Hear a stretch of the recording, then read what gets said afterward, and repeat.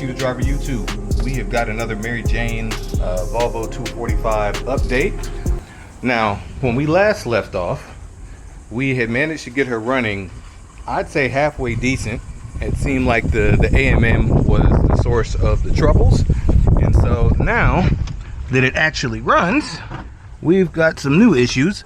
And leaving off with that video, it was 2 dead gauges. For some reason, once we went on a test drive, the tach decided it just wanted to leave the chat. So need to figure out what's going on there. The speedo was inaccurate. It was kind of bouncing around. That could very easily be linked to something under the car, the wiring to the trans, whatever. Never got this thing running fast enough to even need a speedo, so that's a first time observation there. But with the boost gauge, we figured that was a low-hanging fruit. We discovered that the line was torn up because it routed directly over the downpipe, which not really a wise choice, as well as the line for the HVAC system. So we took the panel off here, and the lines go through this little grommet in the ECU or kick plate or whatever this plate is, and popped out right there. Come to find out, this car always seemed like it had low vacuum. Well, gee, I wonder why. Instead of the proper fittings, this gauge has got some combination of homebrew nonsense. Let's see here. So we've got just a little section of hose clamped on. Now granted, it's a decent quality screw clamp, OEM Mercedes, right? But it's just clamping this little rubber hose over the threads of what should be a compression fitting for this boost gauge. And then we've got this little plastic doohickey there, and then that's linked to the OEM Volvo boost gauge line, which, you know, good quality, but I mean, this thing is what, almost 50 years old at this point. I mean, yeah, time to upgrade that. So we are going to take this boost gauge and get some proper lines and fittings to go on that. Instead of having this thing pop out of the engine bay directly above the downpipe and get absolutely cooked and crusty and melted, as well as the line for the HVAC, which kind of comes up here, goes underneath the coil, back behind the intake manifold, down underneath, and then loops up to this fitting right here.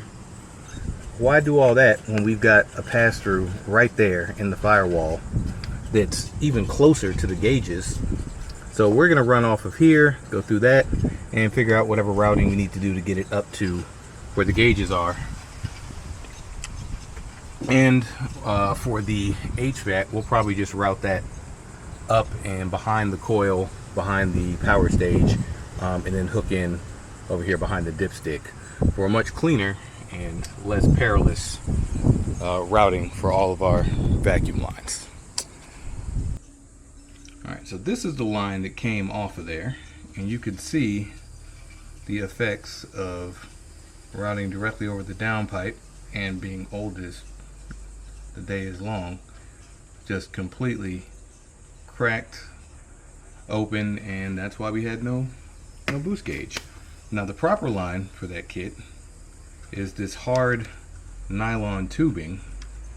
Whatever, it's pretty dang small. 1/16, it's definitely smaller than an eighth. But this tubing has a couple of advantages in this application if it's a manual boost gauge. One, because it's hard walled, it's not going to expand, very similar to running stainless brake lines as opposed to the soft rubber brake lines that expand. So it's going to provide a more crisp and accurate boost reference, so the gauge will be more accurate. It's also a little bit tougher than rubber. One of the downsides, however, is this stuff will like to kink, so it's not very fond of very sharp bends. So you just have to be cognizant of that as you're routing it through the engine bay or under the dash or wherever you want to have that route. But probably the best part about it is that it has a nice secure fitting at the gauge itself with a compression fitting, which I'll need to get wrenches on there to take that off. But this thing is not going anywhere. Very much different from the rinky-dink setup that was on the gauge originally. So, alright, skipped ahead a few steps because I'm just harvesting this hard nylon tubing and the associated compression fittings from another autometer gauge that I already have, as opposed to going and building it new. And because these compression fittings actually deform when you tighten them, I didn't want to release the tension on the part that holds the line, so I just took off the base here. That's a standard 1/4, I believe, MPT or compression fitting or whatever plumbing supply is. It comes in Home Depot. You can find it there, or Ace Hardware. So while not strictly necessary, I do like to apply a little bit of Teflon tape to the threads just to ensure a good seal. This one is a 13 mil or whatever the standard equivalent is. It doesn't have to be super tight. Just get it on there nice and snug to a point where it's not turning quite so easily, and that should be plenty. And then we can test with the other end of the tubing here. Move it a little bit.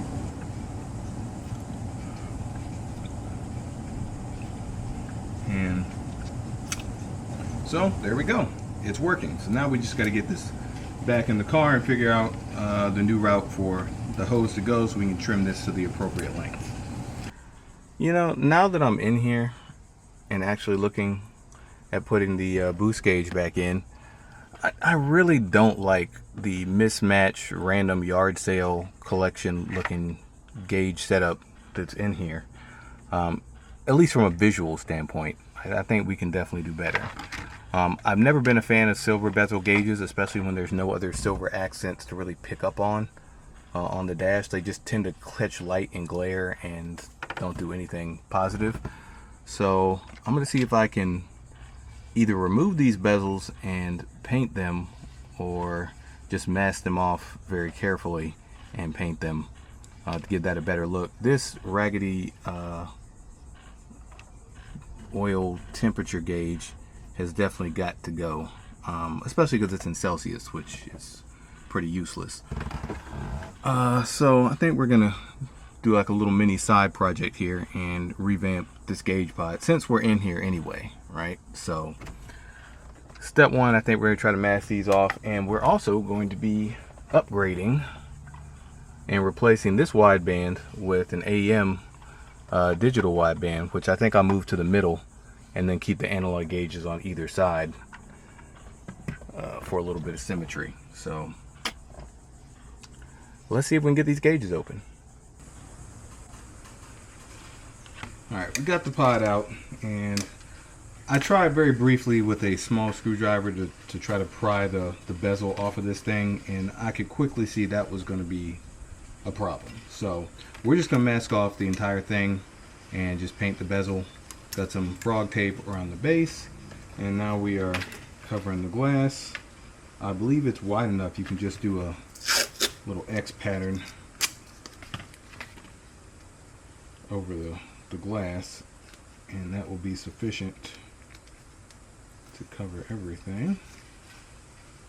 And now it is time for some precision razor work. Thought I had a X-Acto knife up here, but whatever. Flashback time.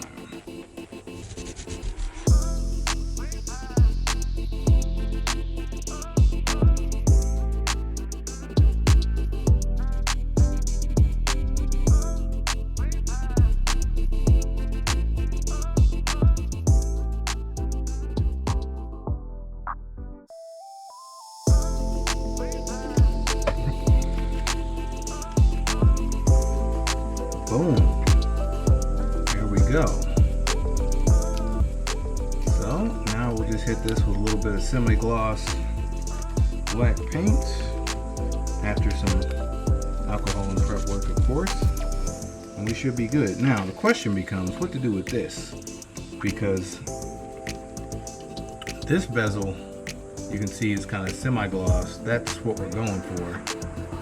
And the AEM is definitely a high gloss plastic finish. So maybe we can kind of scuff this and do a semi-gloss on this bezel. Good thing is this one is screw off, so it's removable. So we may actually end up doing that, but we'll see. First things first, let's get this cleaned up and get a coat of paint on it.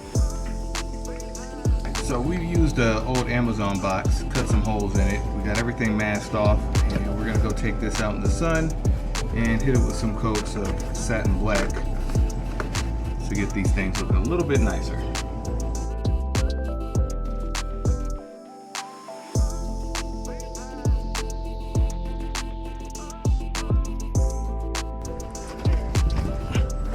And we try to paint in an area with as little wind as possible, so the paint will go where you send it and not anywhere else. For this, we are using some Duplicolor Color Max Paint Plus Primer, Satin Black. 5557 is the code on that one. So give this thing a good shake. It was already sitting out in the sun, so that helps, but still want to shake it for at least a minute or so. And we'll just hit it with some light coats and see how that comes out.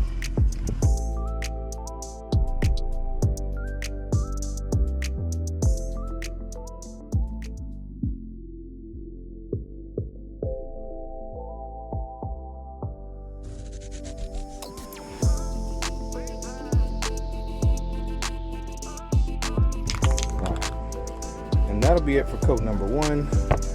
We'll give it, let's see, what do these instructions say? Sweeping motion, multiple thin coats, 1 minute between coats. All right. So I think this is probably going to be a 3-coat job. So we set the timer for, at this point, 30 seconds since we've been talking.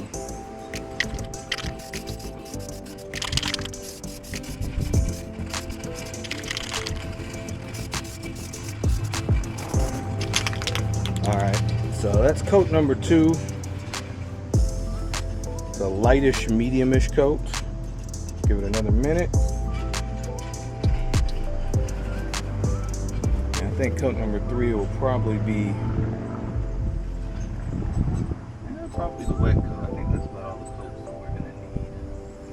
As long as it lays down fairly even.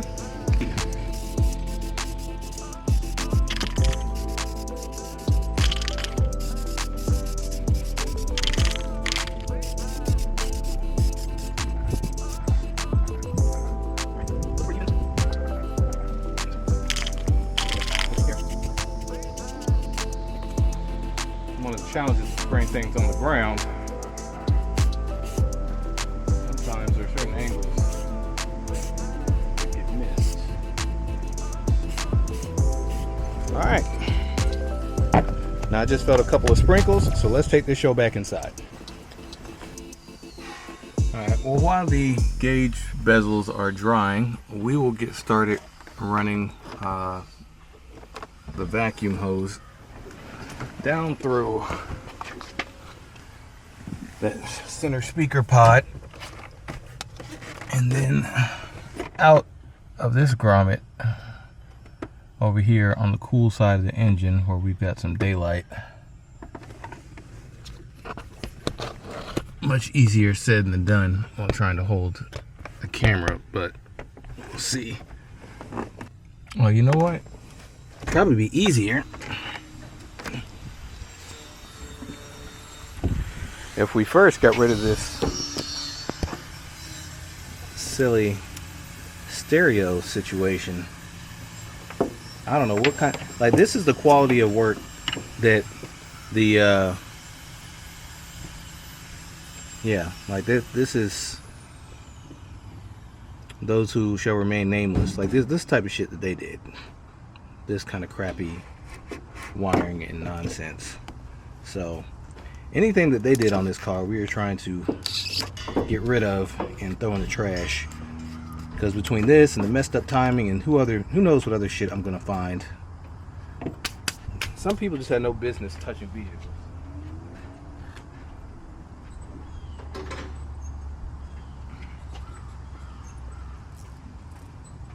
So, of course, this is just barely too big. And this is like, At first I thought this was like some kind of dielectric grease. No, this is melted plastic. So they put like some kind of plastic insulator around this, or rubber. I don't know what the crap this is.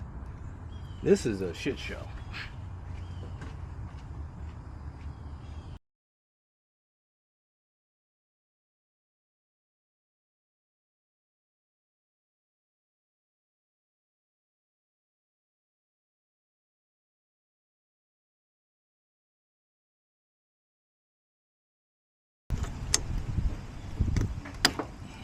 There we go.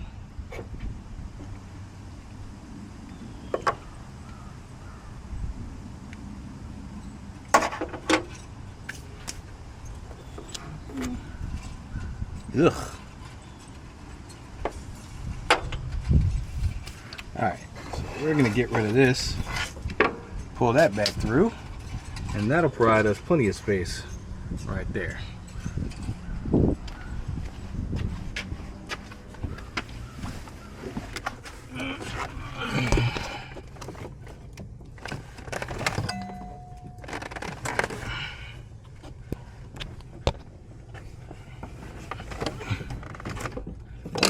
There we go. Now we just got to trace this POS back through wherever else they routed it. Looks like it goes up over the pedal box and then down. Probably runs all the way down the frame rail. So that will be a task for another time. The less crap we have in here, the better.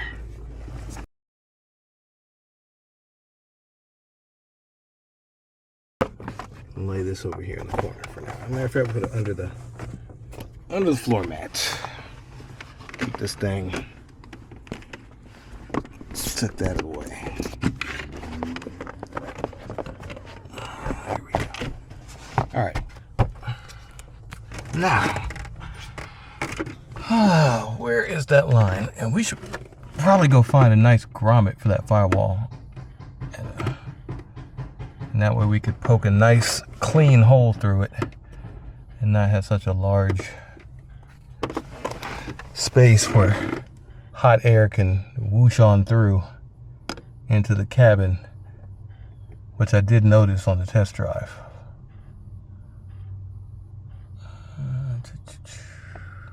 And where is the, I see. So it looks like the wideband wire actually goes through the small grommet for the wiring harness. In a perfect world, we could do that same thing for this, but there's also a cable that comes out. What is that? Is that the throttle cable? No, that's got its own thing. What is that?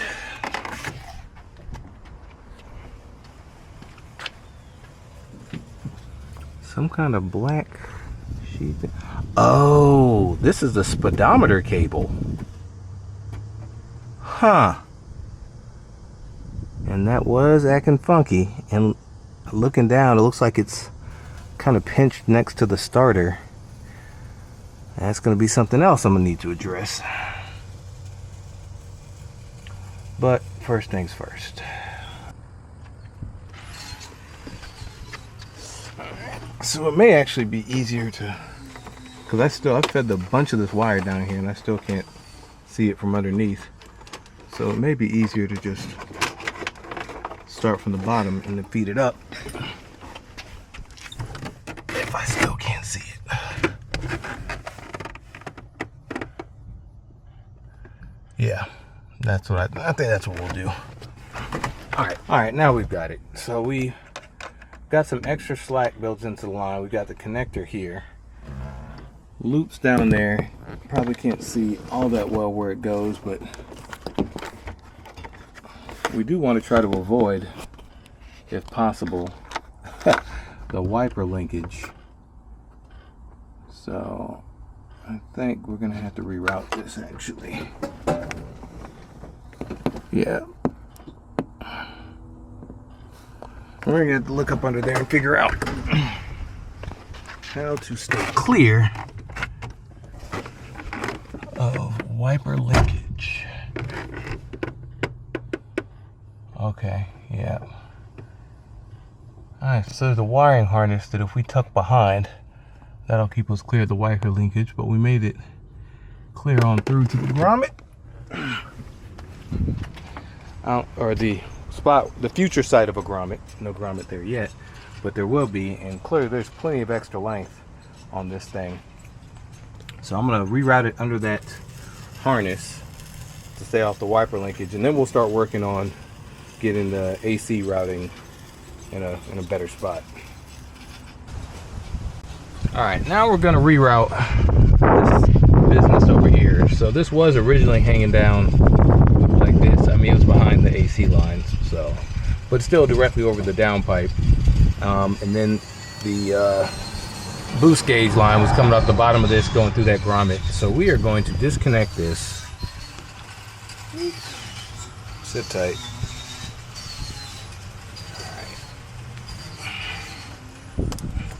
There we go. Get this off of here. Set that off to the side. This hose for the HVAC controls is going to go off in that general direction. This hose here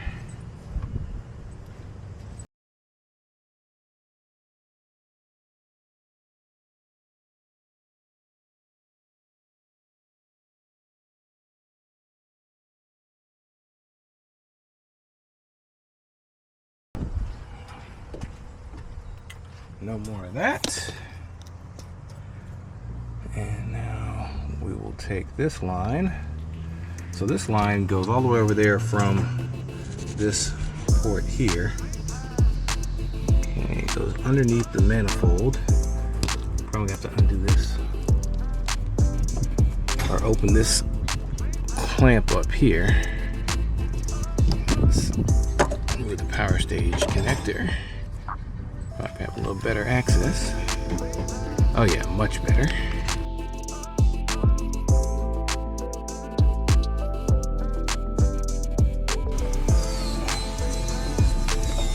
Now this section of the hose was protected pretty well. It's a shame that that same level of attention to detail could not have been paid to the other sections.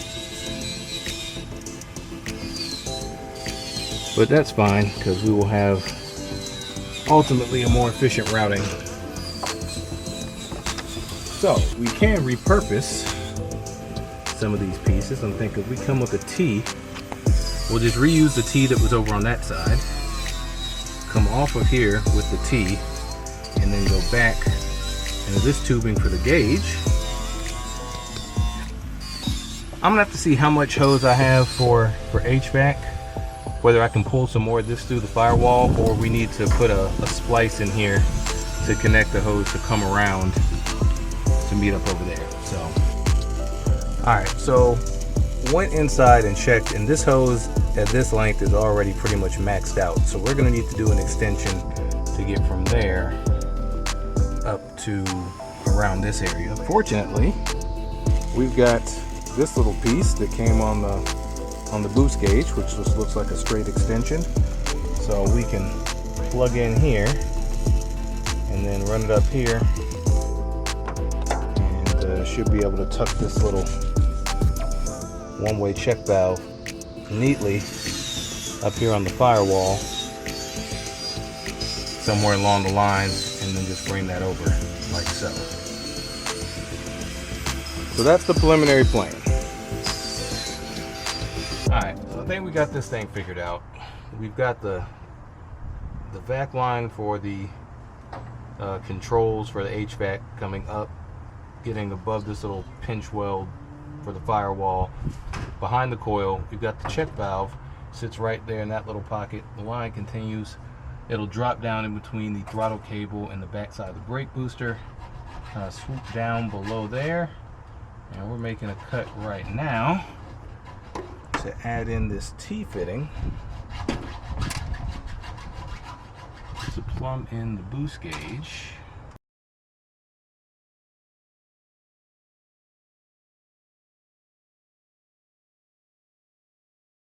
That is gonna go down there.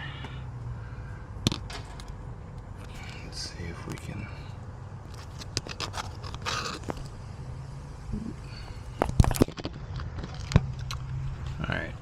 maybe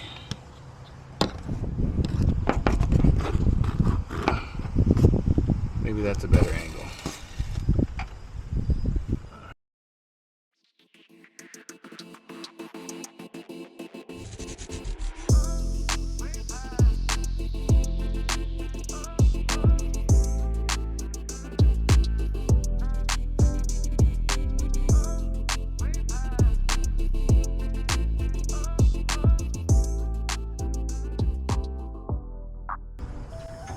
Okay, so we trimmed the boost line.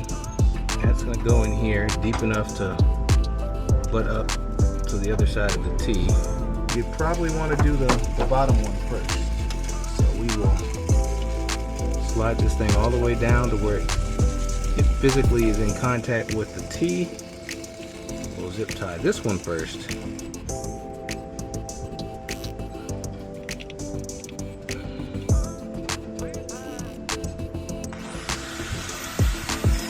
Then we'll do the top. But that's good. Holds it nice and tight, apparently.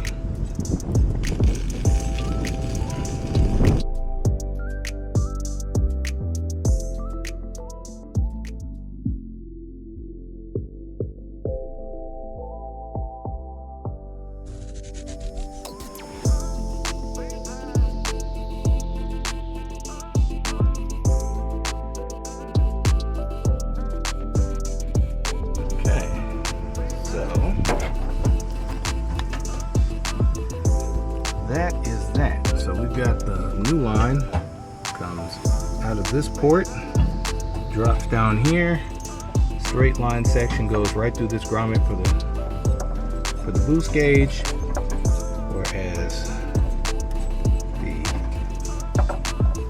other portion loops up here. So these things have had a couple hours to dry, so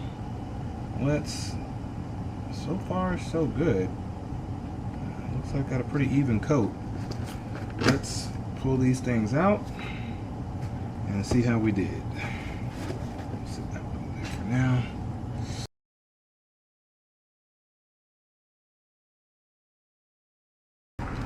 Got a nice crisp line for that one. Now this is going to be the more challenging part.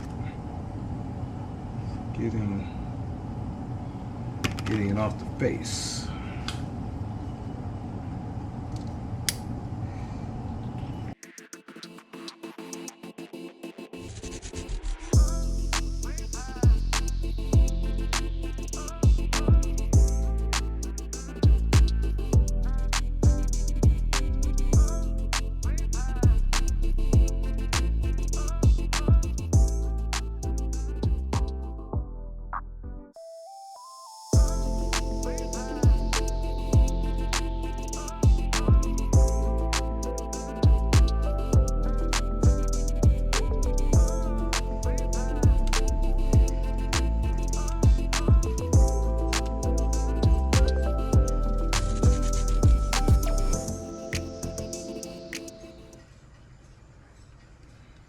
Okay.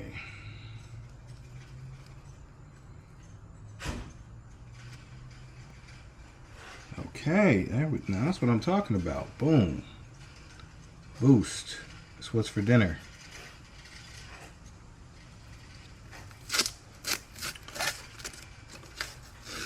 Now we'll have a gauge pod that's not an eyesore. It's the little things.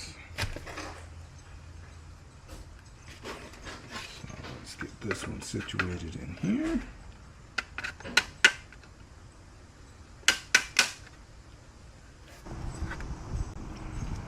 All right, so we are, for the time being at least, finished with the gauge pot.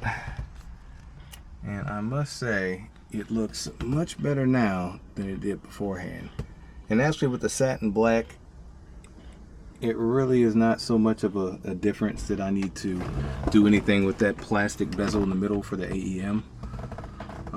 We're just going to leave it like that. Ultimately, this Y-band is going to get replaced with another autometer analog gauge. Probably, it was oil temperature in here before, but that gauge hasn't worked since I picked up the car, and this is not a race car, so it's not really a crucial gauge. Maybe fuel pressure would probably be a more useful thing to monitor than oil temps. So we'll see, but something's going to go in there and replace it. But until then, we're going to leave that hooked up. We'll hook this up once we figure out what's going to replace that. But I'm curious to see, now that things are doing what they should, what kind of vacuum does this thing really pull? I actually don't even know which one of these keys. I just grab one and stick it in there, and usually it turns on, but I don't know if they're all legit keys or what. All right, I think everything is hooked up.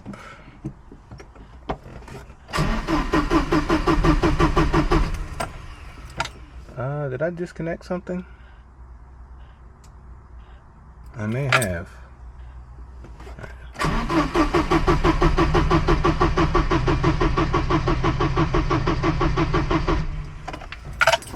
All right, let's see what we disconnected. Yeah, so remember when we pulled the power stage plug so we could route the vacuum hoses? Yeah, that'll do it every time. So, now that we have a power stage active, let's try that again.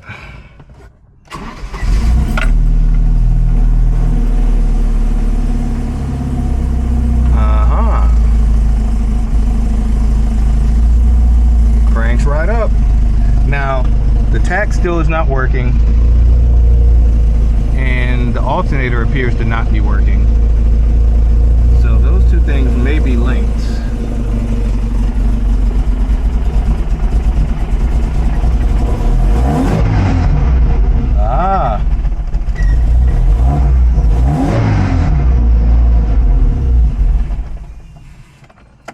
Interesting. Okay. Well, we at least were pulling over 10 inches of vacuum, so that was a plus. So I think we can call this mission a success. Boost gauge works, looks a lot better. We got the wideband in there. We just got to get that hooked up and figure out another gauge to replace that one, and then do something about these two mismatchy gauges up top that just don't look right. But it runs, so there's that. All right, that concludes this update. We'll work on some other stuff, and see you next time. Peace. Okay, so maybe I lied and we're not really done, because it occurred to me we didn't actually resolve the original issue for all the gauges. So we did actually get it figured out, and you'll never guess what the hell it was. The damn 240 fuse panel. The bane of the existence of anyone who's ever had to do any electrical work on these cars. It's really an antiquated and stupid fuse design, but essentially what you will find on many of these cars, especially the older ones, is that random things will just automatically decide to stop working, and you go through here and you just take a fuse and you spin it around a little bit, and then they just start working again. So went through here and one by one rotated the fuses, made sure that none of them were broken or had lost continuity, and one of those rotations caused it to make better contact with the pins on the side, and then voila, then the gauge started working. So now we've got mostly working gauges. The speedo is still funky, so I think that's actually an issue with the cable, but we've got proper voltmeter, oil pressure, boost, and the wideband. The temperature gauge has never worked since we got the car, and I tested it at the sensor. Seems like it's probably a gauge problem, so we're gonna have to pull this cluster. I mean, we're gonna have to pull it anyway, but to figure out what's going on with this temp gauge. So with that, we are actually done. I bid you adieu, and I'll see you next time. Out.